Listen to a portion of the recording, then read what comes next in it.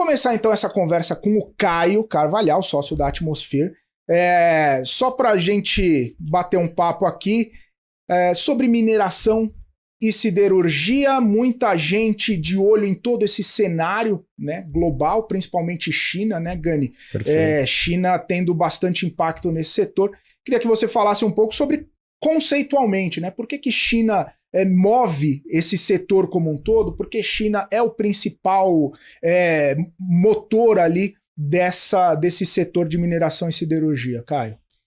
Bom, mais uma vez aí, bom dia a todos. A gente tem uma visão, assim, a questão da China. A China é um motor de consumo de diversas commodities, mas em especial as commodities minerais, tá? A gente está falando aqui especialmente do cobre e do minério de ferro através do aço.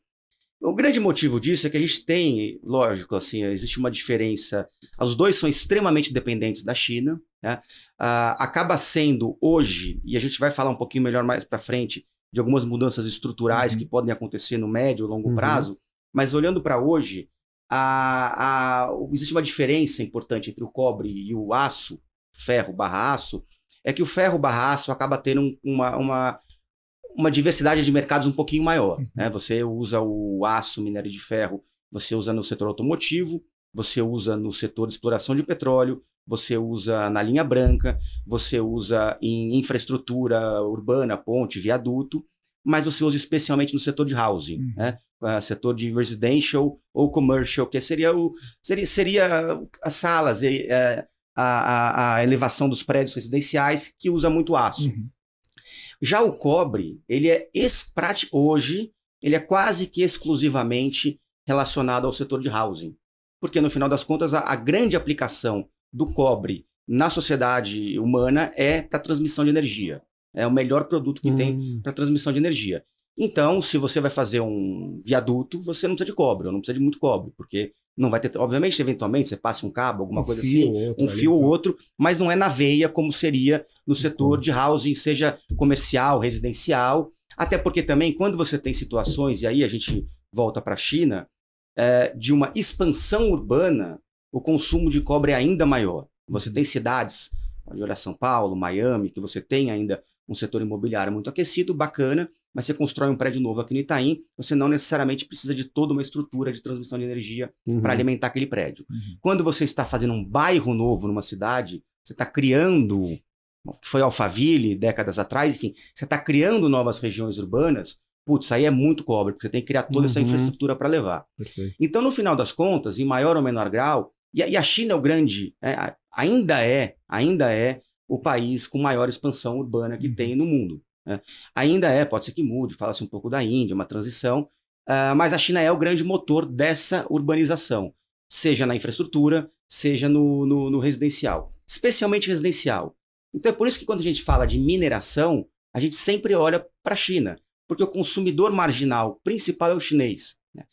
Teve uma perspectiva de mudar um pouco isso no aço, nos Estados Unidos, com o Build Back Better, né, o grande plano do Biden, que acabou funcionando num percentual muito menor do que o esperado, e isso contribui também para essa perspectiva negativa, mas no final das contas a gente sempre olha para a China como consumidor marginal.